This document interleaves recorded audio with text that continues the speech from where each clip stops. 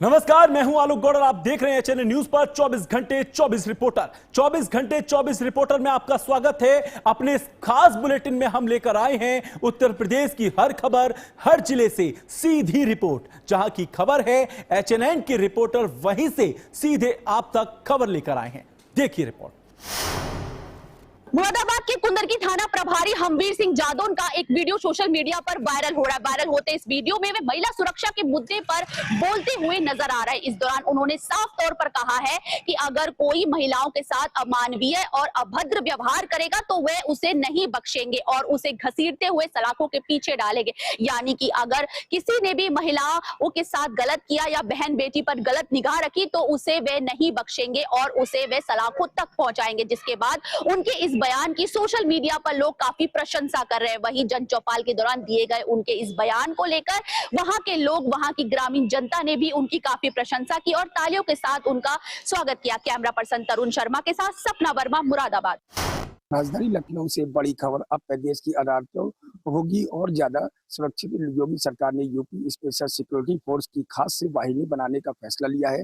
राजधानी लखनऊ में एक बार फिर प्रदेश की सुरक्षा व्यवस्था पर बड़ा केंद्र बनकर उभर रहा है। उत्तर प्रदेश सरकार ने अदालतों की सुरक्षा की पुख्ता करने के लिए यूपी स्पेशल सिक्योरिटी फोर्स यानी UPSF की विशेष वाहिनी गठित करने का फैसला किया है। सरकार का कहना यह है कि इस कदम से न्यायिक अधिकारियों, अधिवक्ताओं और आम लोगों को अदालत परिसर में ज्यादा सुरक्षित माहौल मिलेगा। करोड़ों रुपए की लागत से तैयार हो रही यह व्यवस्था यूपी की न्यायिक सुरक्षा प्रणाली को आधुनिक और प्रभावी बनाने की दिशा में एक बड़ा कदम मानी जा रही है। कैमरा पर्सन समर के साथ निखिल श्रीवास्तव, HNN न्यूज, लखनऊ। लखनऊ वासियों के लिए एक राहत की खबर है। राजधानी में आज पेट्रोल और डीजल की कीमतों में कोई बदलाव नहीं किया गया है। पेट्रोल करीब 101 रुपए 86 पैसे प्रति लीटर और डीजल लगभग 95 रुपए 50 पैसे प्रति लीटर के आसपास बना हुआ है। तेल कंपनियों ने आज भी ईंधन के दाम स्थिर रखे हुए हैं, जिससे वाहन चालकों और आम लोगों में को फिलहाल महंगाई से कुछ राहत मिली है। हालांकि अंतर्राष्ट्रीय बाजार में कच्चे तेल की कीमतों पर लगातार नजर बनी हुई है।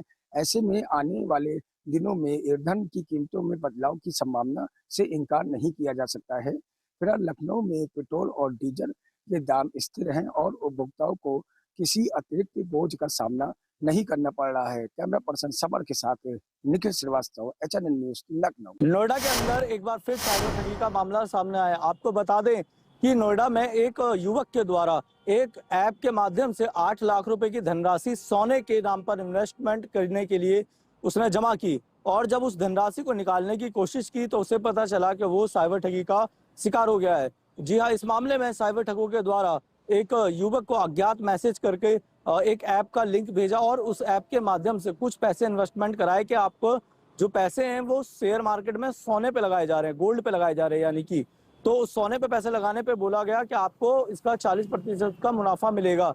युवक ने लालच में आकर पैसे लगाए और जब 8 लाख रुपए की रकम युवक के द्वारा लगा दी गई, उसके बाद जब उसने उस पैसे को निकालने की कोशिश की तब उसे पता चला कि ऐप तो फेक था, पैसे निकल ही नहीं रहे और उसने फिर तत्काल साइबर सेल पे शिकायत करी और साइबर पुलिस से संपर्क साधा। पुलिस के द्वारा कहा जा रहा है कि मामले की जांच की जा रही है, जल्द ही हम आरोपी को गिरफ्तार कर लेंगे। वहीं नोएडा पुलिस की तरफ से साइबर ठगों के लिए अवेयरनेस प्रोग्राम भी चलाया जाता है। ऐसे में सभी को उसकी जानकारी होनी चाहिए कि साइबर ठगों के झांसे में ना आए। कैमरा पर्सन राजेंद्र के साथ मैं रमेश परिहार, HNN न्यूज, नोएडा। नोएडा में हुआ बड़ा सड़क हादसा। आपको बता दें कि महामाया फ्लाईओवर के आगे थाना फेसबंद क्षेत्र में फरुखाबाद से चलकर दिल्ली जा रही बस अनियंत्रित होकर डिवाइडर से टकराकर पलट गई और बस में सवार यात्री जो कि 17 यात्री इसमें घायल हो गए और अन्य जो थे वो सही सकुशल अपने घर चले गए। वहीं इन यात्रियों का भी इलाज जारी है। पुलिस ने इस पूरे मामले की जानकारी ली है और पुलिस के द्वारा तत्काल मौके पर पहुंचकर रेस्क्यू किया गया। जो यात्री इसके अंदर थे, फंसे हुए थे बस में, उन्हें अस्पताल पहुंचाया गया और घायल यात्रियों का इलाज अभी भी जारी है। वह जो सही यात्री थे उनको घर पहुंचा दिया गया है। वहीं इस मामले की जांच करते हुए पुलिस का कहना है कि तेज रफ्तार वाहन चलाने वालों के खिलाफ हम कड़ी कार्रवाई करेंगे और सीसीटीवी कैमरों के माध्यम से देखा जा रहा है कि जो ये बसें हैं, डबल डेकर बसें चल रही हैं, जो स्लीपर बसें चल रही हैं, क्या इनकी रफ्तार सही थी या गलत थी। यानी कि अगर तेज रफ्तार में ये बसें चलाई जा रही हैं तो हादसा होने की उम्मीद और ज्यादा होती है। तो इस हादसे के बाद नोएडा पुलिस सबक लेते हुए अन्य जितनी भी बसें चल रही हैं इस एक्सप्रेसवे के माध्यम से दिल्ली की ओर जाने वाली बसें हैं, मामाया फ्लाईओवर के पास इनको देखा जाएगा और इनकी रफ्तार को चेक किया जाएगा।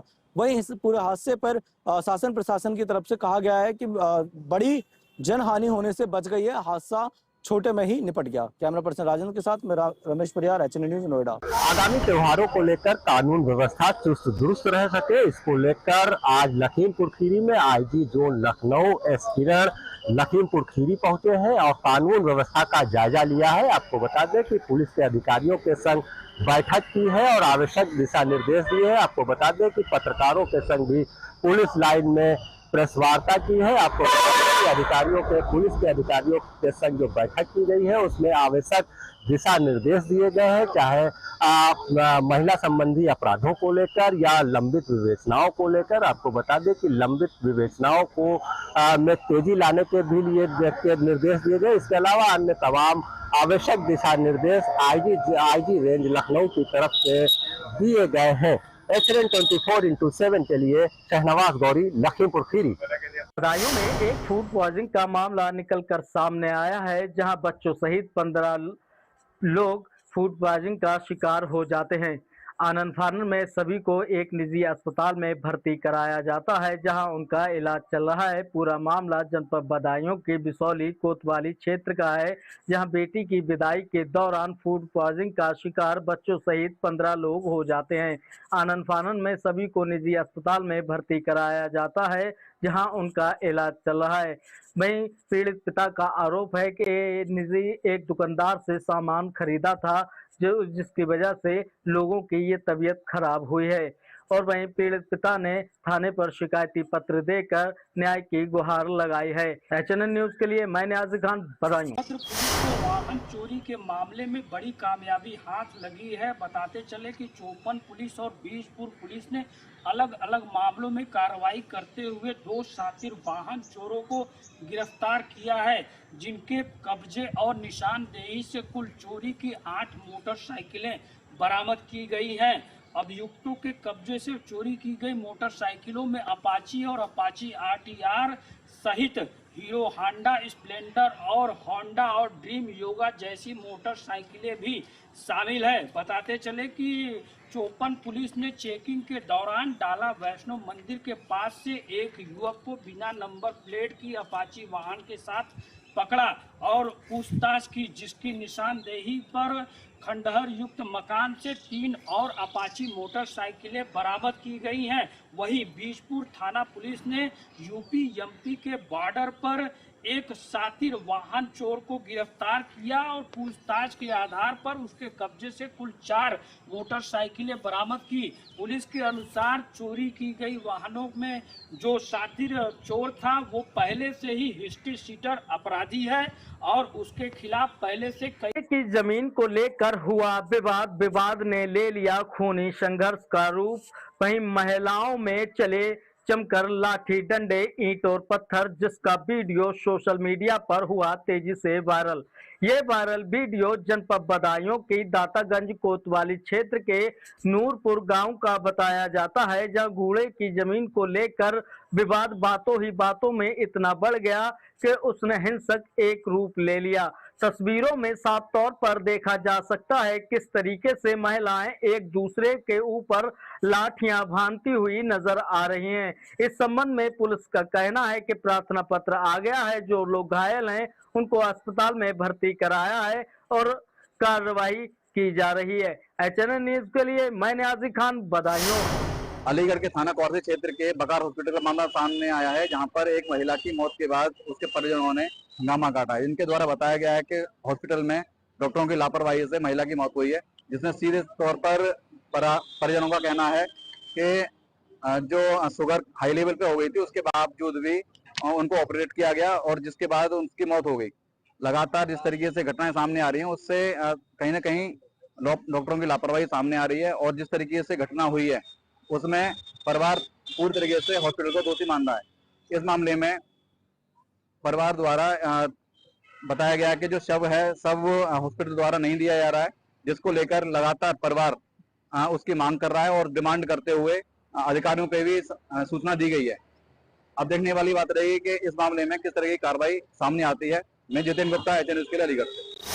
सीतापुर जिले की परसेंडी क्षेत्र में इस समय झोलाछाप डॉक्टरों की बाढ़ आ गई है। इसको लेकर के जिला अधिकारी राजा गढ़पतार और मुख्य चिकित्सा अधिकारी ने जो निर्देश जारी कर दिए हैं, वहीं नोडल अधिकारियों की तैनाती कर दी कि अपने अपने क्षेत्रों में जिस तरीके से झोलाछाप डॉक्टर प्राइवेट तरीके से जो देख रहे हैं और लगातार मौतें हो रही हैं, उन पर अभी तक कार्रवाई नहीं हुई है।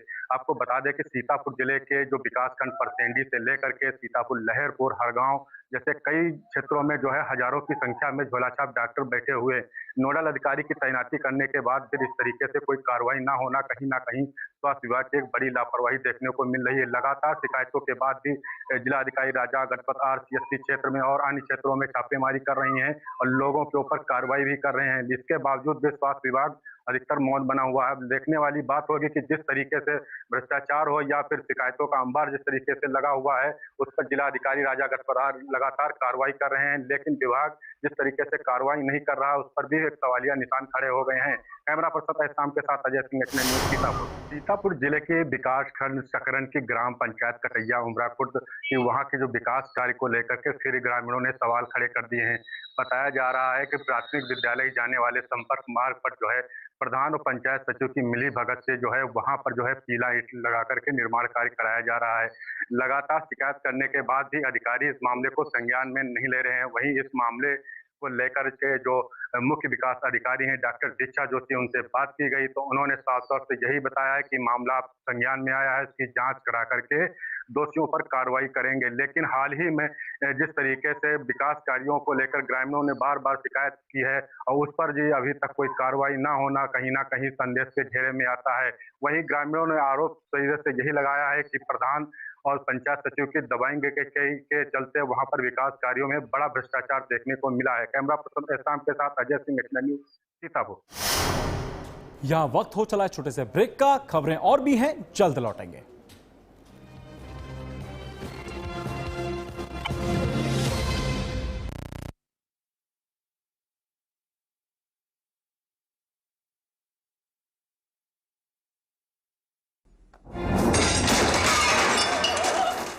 फर्श की टाइल्स को चेंज करो, बड़ी स्लिपरी हैं। थर्मोकूल वॉशिंग मशीन। थर्मोकूल, इंडिया का नया अंदाज। गोल्डी हिंग का तड़का लगे तो सभी दबा के खाते हैं। गोल्डी हिंग, कण कण में जान। आइसक्रीम खाओगी? जंगल में आइसक्रीम मिलती है। समर कूल रेफ्रिजरेटर, आप अपनी ड्यूटी निभाओ, ये अपनी ड्यूटी निभाएगा। समर कूल, लाइफ बनाए वंडरफुल। कृषि व्यापार मेला 2026 ये उत्सव नहीं महाउत्सव है, क्योंकि झारखंड में होने जा रहा है कृषि व्यापार मेले का भव्य आयोजन, जहां पारंपरिक खेती को मिलेगा आधुनिक अवतार और झारखंड के किसानों के लिए होगी एक नए युग की शुरुआत। भाइयों एवं बहनों, जोहार। झारखंड सरकार की ओर से कृषि मेला आयोजित हो रहा है।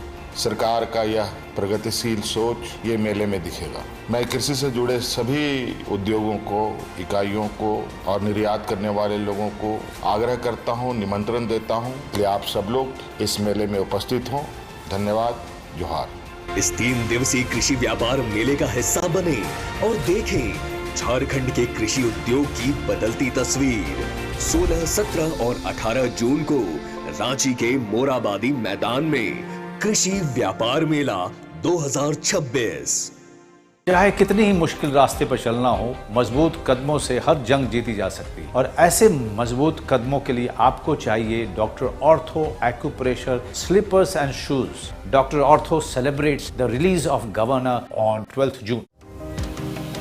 केंद्र में आदरणीय प्रधानमंत्री नरेंद्र मोदी जी के नेतृत्व में बेमिसाल 12 वर्ष और दिल्ली में मुख्यमंत्री रेखा गुप्ता जी का अटूट सेवा संकल्प, दोनों के साझे प्रयासों से दिल्ली की स्वास्थ्य सेवाओं में आ चुका है एक ऐतिहासिक बदलाव। दिल्ली में पूरी तरह लागू हो चुकी है आयुष्मान भारत प्रधानमंत्री जन आरोग्य योजना। अब पात्र परिवारों को मिल रहा है हर वर्ष 10 लाख रुपए तक का मुफ्त और कैशलेस इलाज। 5 लाख रुपए का स्वास्थ्य कवर केंद्र सरकार की ओर से और 5 लाख रुपए का अतिरिक्त टॉपअप दिल्ली सरकार की ओर से।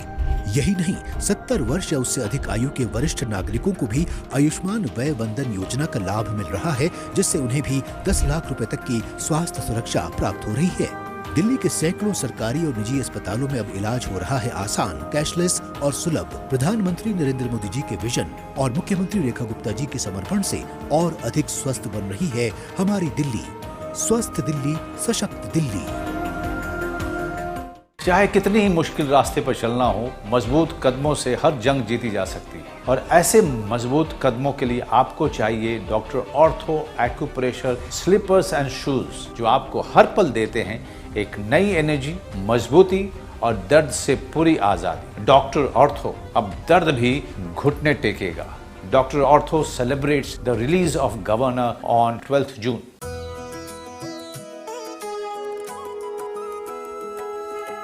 गंगा पुकारे आओ रे, हर हर शंभु गाओ रे, हरिद्वार में कुंभ सजे, श्रद्धा की डुबकी लगाओ रे।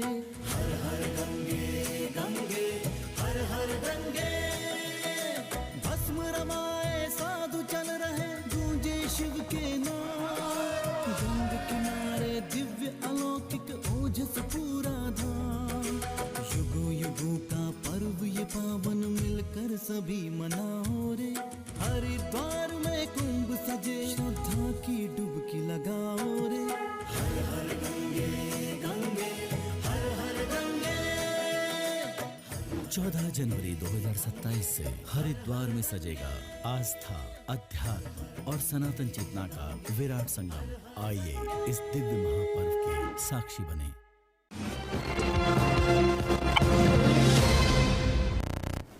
ब्रेक के बाद एक बार फिर आपका स्वागत है। आप देख रहे हैं 24 घंटे 24 रिपोर्टर। 4 जून के लिए सिविल लाइन कोतवाली क्षेत्र के मधुबन कॉलोनी में एक न्याय सुरक्षा में तैनात महक श्याम का वही संदिग्ध परिस्थितियों में उनके आवास के कमरे के अंदर फांसी के फंदे पर लटका हुआ शव मिलता है। इसी दौरान जब पुलिस को सूचना दी जाती है तब मौके पर आला अधिकारी बदायूं एसएसपी मौके पर पहुंचते हैं, शव को कब्जे में लेकर पोस्टमार्टम कराते हैं। इसी दौरान पोस्टमार्टम रिपोर्ट में निकल कर आता है कि आत्महत्या फांसी के फंदे पर लटक कर की गई है। वही मृतक मेघनाथ जो एसआई थे, दरोगा जो न्याय सुरक्षा पे तैनात थे, उनके परिवारजनों का आरोप था कि जो प्रभारी निरीक्षक शाहिद अली हैं उन पर तिलक लगाने को प्रताड़ित करने का आरोप लगाया है। वहीं आज जनपद बदायूं में जो प्रभारी निरीक्षक हैं शाहिद अली, उनके खिलाफ बदायूं सिविल लाइन कोतवाली में मुकदमा दर्ज कर लिया गया है और कार्रवाई शुरू की जा रही है। आपको बता दें 4 जून के लिए मधुबन कॉलोनी में एक अपने प्राइवेट आवास में दरोगा का फांसी के फंदे पर शव लटका मिला था। वहीं परिवारजनों ने तिलक लगाने को लेकर शाहिद अली जो प्रभारी हैं इंस्पेक्टर, उन पर कई संगीन आरोप लगाए थे। वहीं पुलिस अब पूरे मामले की जांच पड़ताल में जुटी हुई है। HNN न्यूज के लिए मैं नियाजी खान, बदायूं।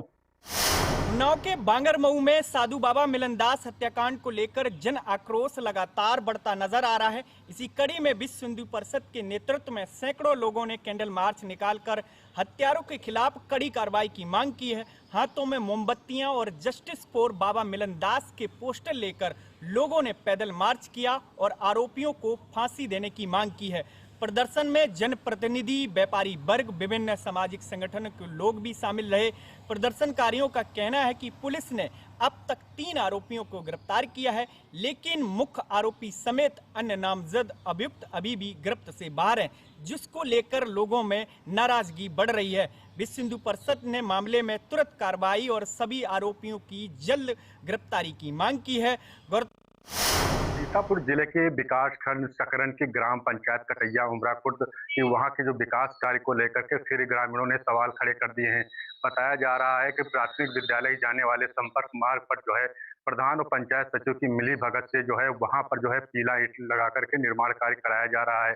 लगातार शिकायत करने के बाद भी अधिकारी इस मामले को संज्ञान में नहीं ले रहे हैं। वहीं इस मामले को लेकर के जो मुख्य विकास अधिकारी हैं डॉक्टर दीक्षा जोशी, उनसे बात की गई तो उन्होंने साफ तौर से यही बताया है कि मामला संज्ञान में आया है, इसकी जांच करा करके दोषियों पर कार्रवाई करेंगे। लेकिन हाल ही में जिस तरीके से विकास कार्यों को लेकर ग्रामीणों ने बार बार शिकायत की है और उस पर जी अभी तक कोई कार्रवाई ना होना कहीं ना कहीं संदेश के घेरे में आता है।